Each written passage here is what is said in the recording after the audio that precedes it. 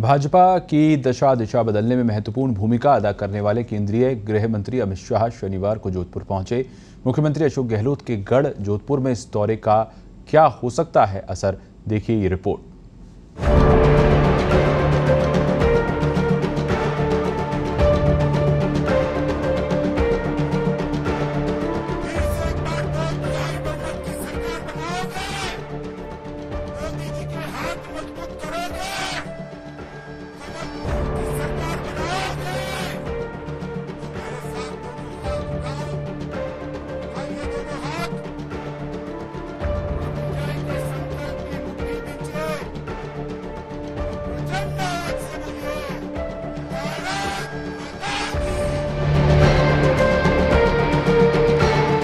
देश की राजनीति में भाजपा की दशा और दिशा बदलने में महत्वपूर्ण भूमिका अदा करने वाले केंद्रीय गृह मंत्री अमित शाह शनिवार को जोधपुर पहुंचे।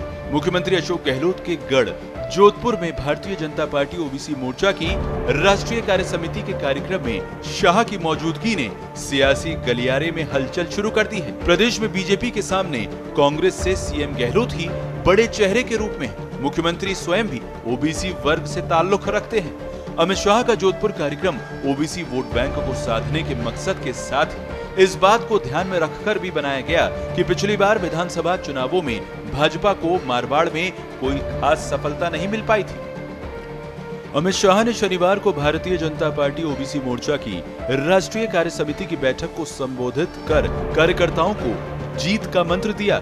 शाह के यहां पहुंचते ही ओबीसी मोर्चा कार्य समिति की बैठक में हिस्सा लेने आए कार्यकर्ताओं ने खड़े होकर उनका अभिवादन किया और इस बीच शाह ने भी हाथ हिलाकर उनका अभिवादन स्वीकार किया। सभागार में शाह की मौजूदगी से ही कार्यकर्ता भारत माता की जयकारे लगाते दिखे। कार्यक्रम की शुरुआत शाह ने भारत माता की तस्वीर पर पुष्प अर्पित कर की। इससे पहले केंद्रीय गृह मंत्री अमित शाह ने जैसलमेर जिले के तनोट मंदिर में माता के दर्शन किए। अमित शाह हवाई अड्डे से सड़क मार्ग से कार्यक्रम स्थल होटल लेक व्यू के लिए रवाना हुए। रास्ते में भी उनका भव्य स्वागत किया गया। महिला कार्यकर्ता भी केसरिया साफा पहने स्वागत को उत्सुक नजर आईं। अपने स्वागत से अभिभूत केंद्रीय गृह मंत्री अमित शाह के इस कार्यक्रम में गुटों में बिखरी भारतीय जनता पार्टी में एकता का संदेश देने की कोशिश की गई। पूर्व मुख्यमंत्री वसुंधरा राजे, प्रदेश भाजपा अध्यक्ष सतीश पूनिया, भाजपा के राजस्थान प्रभारी अरुण सिंह, केंद्रीय मंत्री गजेंद्र सिंह शेखावत और कैलाश चौधरी, इन तमाम नेताओं की मौजूदगी में अमित शाह ने प्रदेश अध्यक्ष सतीश पूनिया की तारीफ की। 2018 में राहुल बाबा के साथ अंट संट वादे किए थे, 5 साल होने को आए। भारतीय जनता पार्टी आपका हिसाब मांगती है। क्या हुआ? 10 दिन के अंदर किसानों का ऋण माफ करने का क्या हुआ? मुझे बताओ भैया, किसानों का ऋण माफ हुआ है क्या? जोर से बोलो, हुआ है क्या? गहलोत से हिसाब मांगोगे? मित्रों, उन्होंने कहा था 3500 रुपया बेरोजगारी भत्ता देंगे। ये युवा खड़े हैं, किसी को मिलता है क्या? मिलता है भाई? हिसाब मांगोगे क्या? मित्रों, 20 लाख युवाओं को रोजगार देने का काम करेंगे। अरे गहलोत साहब, 10% का भी सूची तो दिखा दो जरा। अरे युवाओं, बोलो जरा, मिली है रोजगारी? मिली है रोजगारी? आप नहीं दे सकते।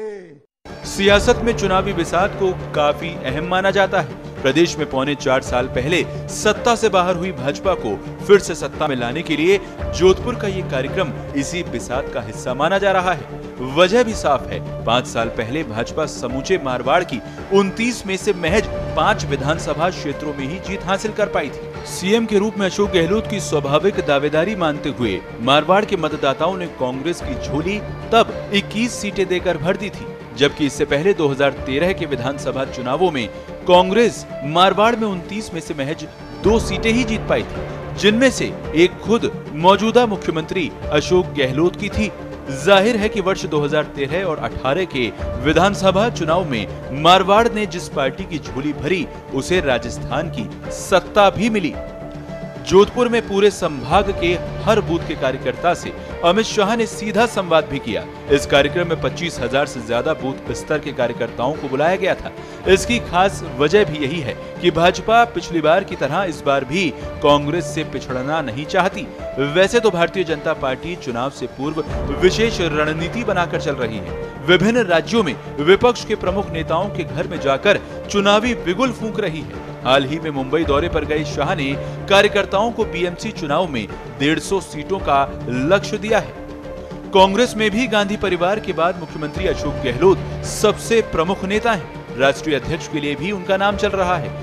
अब गहलोत के गृह जिले जोधपुर में पहुंचकर अमित शाह ने मारवाड़ के 4 प्रमुख जिलों जोधपुर, जैसलमेर, बाड़मेर और नागौर में भाजपा को सभी 29 सीटें जीतने का लक्ष्य दिया है। क्षेत्रफल के हिसाब से देश के सबसे बड़े राज्य में शाह का दौरा 2023 चुनाव से 14 महीने पहले बड़ा कदम कहा जा रहा है। खास तौर से ऐसे वक्त में जब प्रदेश में कांग्रेस के अधिकांश नेता राहुल गांधी की पदयात्रा कार्यक्रम की रणनीति बनाने में जुटे हुए हैं।